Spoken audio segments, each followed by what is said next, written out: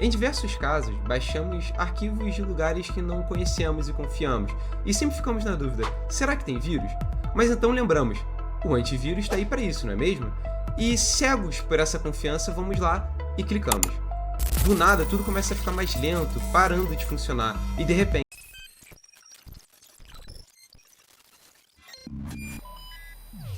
Game over. O seu PC foi pro saco, e você virou mais uma vítima de cyberataques na internet.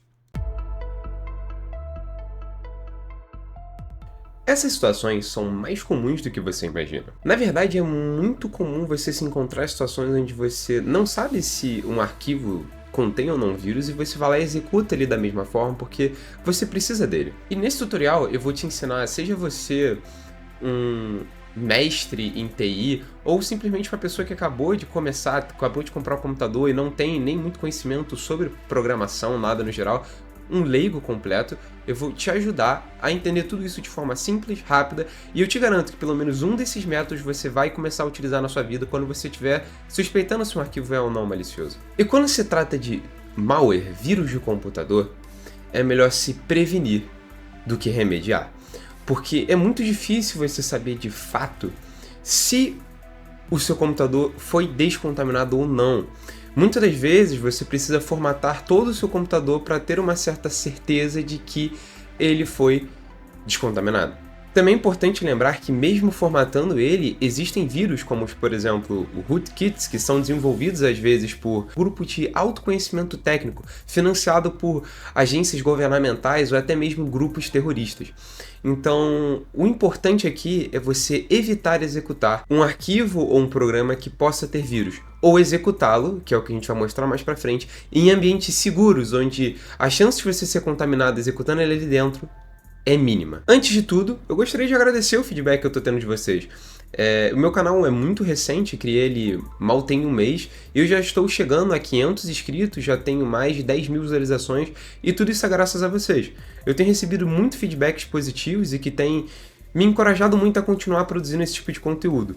E eu gostaria de frisar, se você tem algum tipo de conteúdo em mente que você gostaria de ver aqui relacionado à segurança e à tecnologia, por favor, deixe nos comentários, eu vou fazer o meu máximo para poder estar trazendo aqui para vocês. Se você também tiver algum tipo de sugestão ou algo do gênero, eu também estou de braços abertos a poder receber qualquer sugestão que seja, porque eu crio muito esse conteúdo para vocês. Sem mais delongas, vamos falar sobre pré-requisitos. Antes de tudo, você precisa entender o que é um vírus e um antivírus, de forma mais básica, mas um pouco mais detalhada, de certo modo. Um vírus de computador ou um malware nada mais é do que um programinha, um software ou às vezes um script que tem a intenção de prejudicar um sistema operacional, infectá-lo e conseguir alguma coisa com isso. Às vezes controle operacional, às vezes criptografar os dados que tem ali dentro e fazer meio que um sequestro de arquivos sensíveis como ransomwares e por aí vai. Existem milhares de tipos diferentes de malwares e cada um com a sua peculiaridade. Existem trojans, existem ransomwares, existem rootkits e por aí vai, ok? E também existe antivírus. O que são antivírus? Você, pelo nome, já dá para entender um pouco sobre o que se trata. Basicamente, o objetivo deles é prevenir que você execute um vírus ou que algum vírus contamine o seu computador ou o seu dispositivo. E o que é muito importante aqui entender é que os antivírus eles mutam, assim como os vírus mutam. Então, é como se fosse uma corrida de gato e rato. A cada momento, os antivírus criam novas técnicas de identificarem vírus e os vírus criam novas técnicas de passarem despercebidos. Muito antigamente, o que acontecia é que antivírus utilizavam uma coisa chamada hash para poder identificar vírus ou aplicativos maliciosos. E como isso funcionava? Todo arquivo, programa e por aí vai, ele, quando posto em uma função criptográfica, ele gera um hash. E dependendo do algoritmo de criptografia que você utiliza, ele vai ter números, uma sequência de números e letras específica para cada aplicativo. Isso quer dizer que dentro daquele aplicativo, se você mudar uma vírgula, o hash vai ser completamente diferente, ok? E os antivírus, eles pegavam esses arquivos maliciosos, pegavam esse hash como se fosse uma assinatura ou a digital daquele programa, e ele então jogava dentro do banco de dados deles e procurava para ver se ele já tinha identificado aquela mesma hash em algum momento e dado ela como maliciosa. Então, a partir do momento que você baixa um arquivo dentro do seu computador, ele pega esse hash, joga no banco de dados do antivírus e procura, ok, esse daqui já foi flagrado como malicioso. E aí ele vai lá e joga na quarentena. Hoje em dia, utilizam tanto essas técnicas quanto técnicas que visam entender o comportamento do malware e o que ele está fazendo. E vamos falar um pouco mais disso mais à frente. Pensando nisso, e agora que você já entende sobre vírus e antivírus, eu criei dois malwares diferentes, com propostas diferentes, sendo um deles muito fácil de ser identificado, muito fácil de ser flagrado, é basicamente jogou no computador, pegou, e um outro muito mais difícil de ser identificado porque eu fiz ele de modo artesanal. Eu abri aqui o meu editor de código e programei um malware simples em Python que vai ser muito mais difícil de ser pego. Vamos a um método A. Bom, esse método é feito para ser simples. Mesmo se você não tiver conhecimento nenhum sobre tecnologia ou até mesmo como mexer em computadores no geral, esse método ele vai te servir perfeitamente. Tá? A única coisa que você precisa é de acesso à internet e um browser. A gente vai estar utilizando um site chamado virustotal.com. Esse site basicamente facilita muito a nossa vida para testar sobre vírus. O que ele faz? Ele vai pegar um arquivo que você mandou para ele e vai jogar em dezenas de antivírus. Repito, dezenas. Não são 10, não são 20, são cerca de 100, tá? E ele vai em cada um deles fazer aquela checagem que eu te falei de hash, de assinatura ali, de digital, para ver se dentro do banco de dados de um desses antivírus tem esse hash flagrado como malicioso. Depois ele vai fazer uma análise comportamental desse vírus e vai te trazer um resultado dizendo, de 100 antivírus, 30 flagraram como malicioso, 10 flagraram como malicioso, 0 flagraram como malicioso. É claro que 0 é o ideal, mas nem sempre vai ser esse o caso, ok?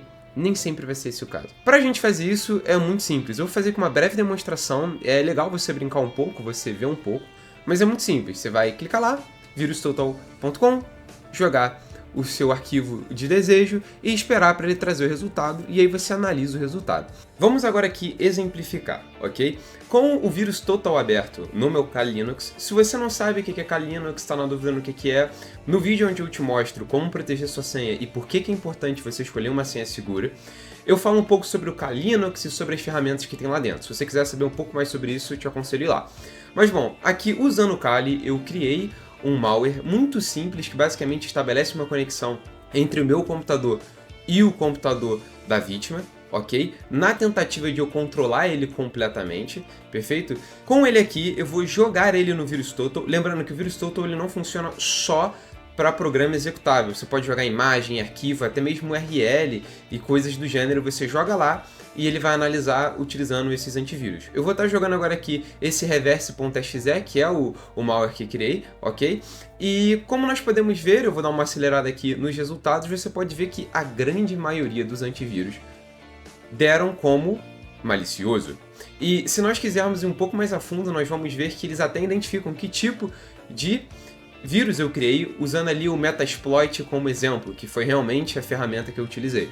E se formos na parte de detalhes, eles vão mostrar pra gente, inclusive, os hashes que foram criados utilizando múltiplos algoritmos de criptografia. E se formos em Behavior, nós também vamos poder ver uma análise básica do comportamento desse vírus, tá? O que está acontecendo aqui? Esse vai ser o tópico principal do nosso método C, do nosso terceiro método.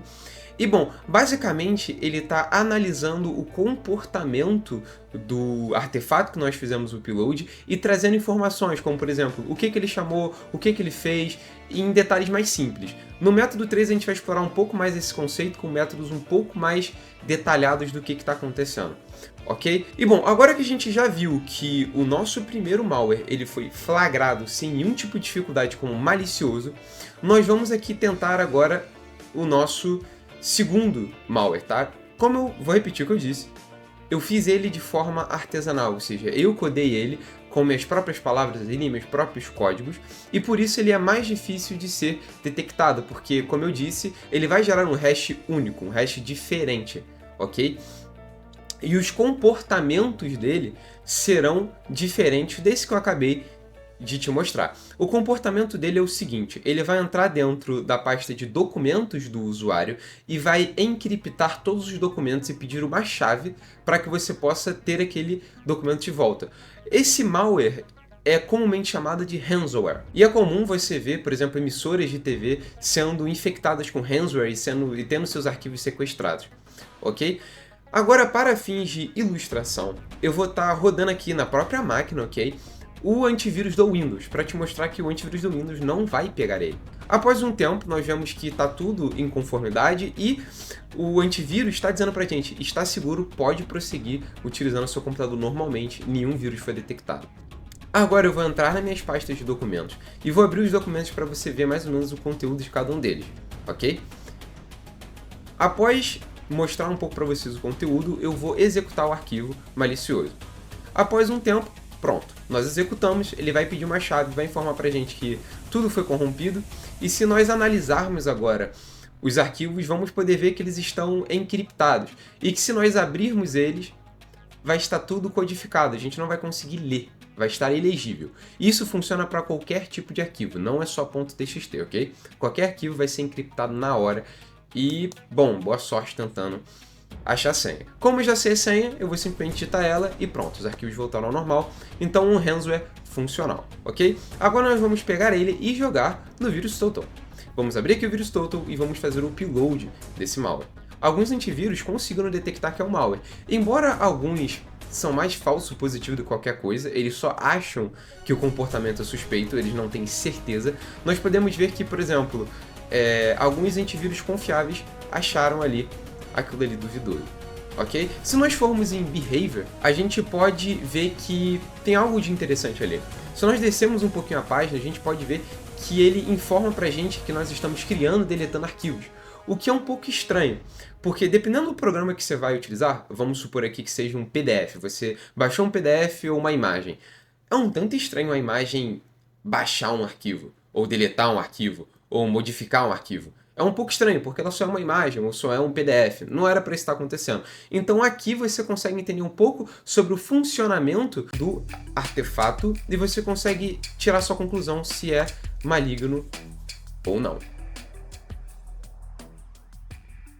Método B. Se você é velho aqui no canal, você já entende um pouco o conceito de máquinas virtuais e também um pouco o conceito de mídia de instalação de Windows. Porque no vídeo da Deep Web a gente instalou uma máquina virtual, o Unix, para deixar o nosso acesso completamente oculto e a gente ficar irrastreável.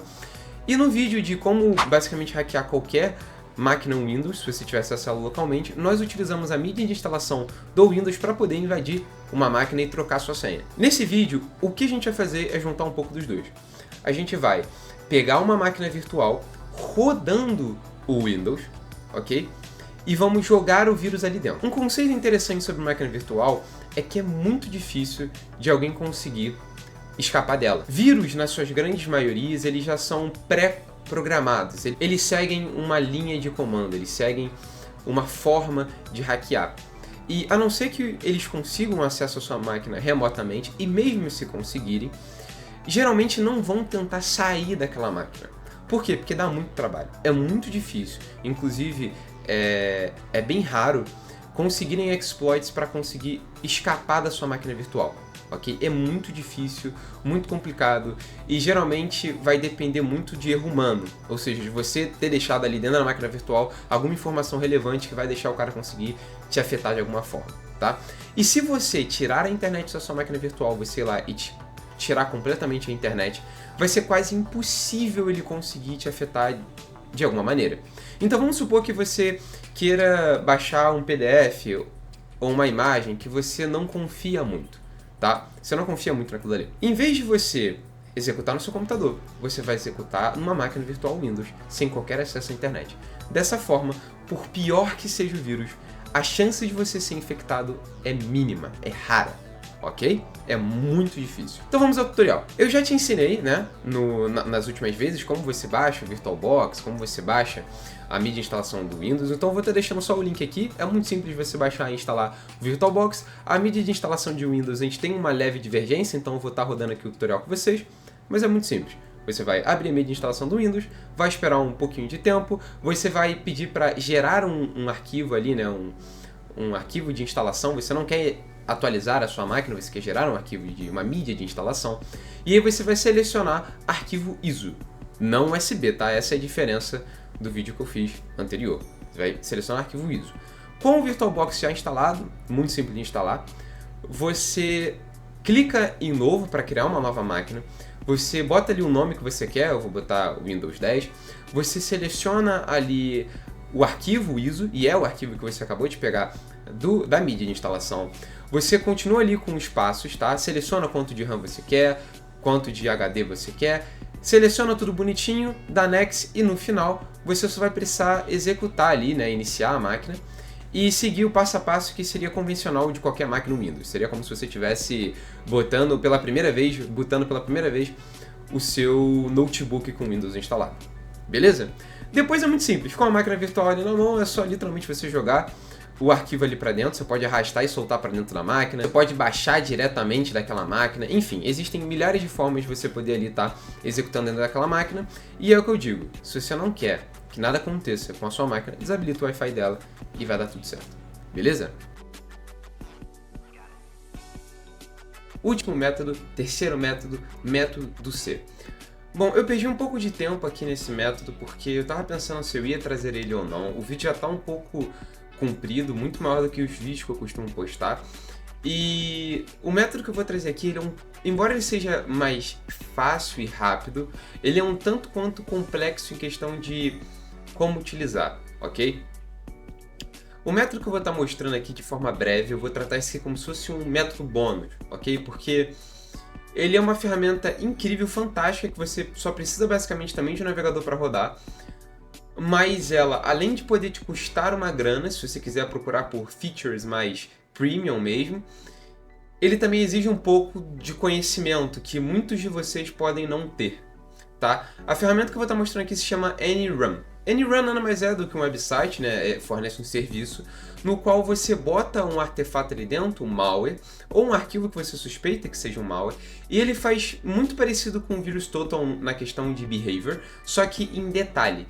Ele executa durante um tempo, você com features ali mais avançados, você consegue estipular o tempo que você quer botar, e ele testa o malware para tentar prever o que ele vai fazer, ele analisa as requisições que ele faz, os domínios nos quais ele tenta conectar, e também que tipos de chamada ele está fazendo internamente na sysinternal ali do Windows, até as chamadas de API do Windows, para tentar te trazer ali uma resposta. É vírus, não é? Se é, o que ele está fazendo, como você pode identificar. E pessoas com mais conhecimento utilizam essa ferramenta para análise forense. Tá? E para fazer um adendo aqui, para não deixar vocês de mãos vazias nesse terceiro método, eu também vou dar uma ideia muito interessante. Se você quer testar algo, se você quer abrir um arquivo que realmente é importante para você executar ele, e você está com muito medo de ser contaminado, eu vou dar aqui uma recomendação que é mais ou menos um sandbox, só que vai ser meio que artesanal. Você pode entrar na AWS, você pode entrar em alguns serviços que tem de cloud, e você vai pegar ali esse serviço de cloud. A grande maioria deles fornece um período de trial, né? Um período ali gratuito. E a única coisa que você vai precisar é de um cartão de crédito, e nem valor eu acho que ele vai tirar do seu cartão. Então, enfim, você vai ter, eu acho que a Amazon, acho que é um mês para você poder testar à vontade. Você pega ali a AWS, cria uma máquina Windows lá dentro, tá? E bota ali as especificações que você quer de memória RAM e de armazenamento interno, beleza?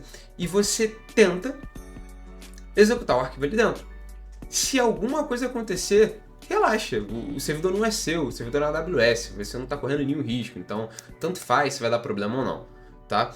Um pouco diferente do AnyRun, onde você vai identificar se tem um vírus, usando o servidor cloud você só vai testar.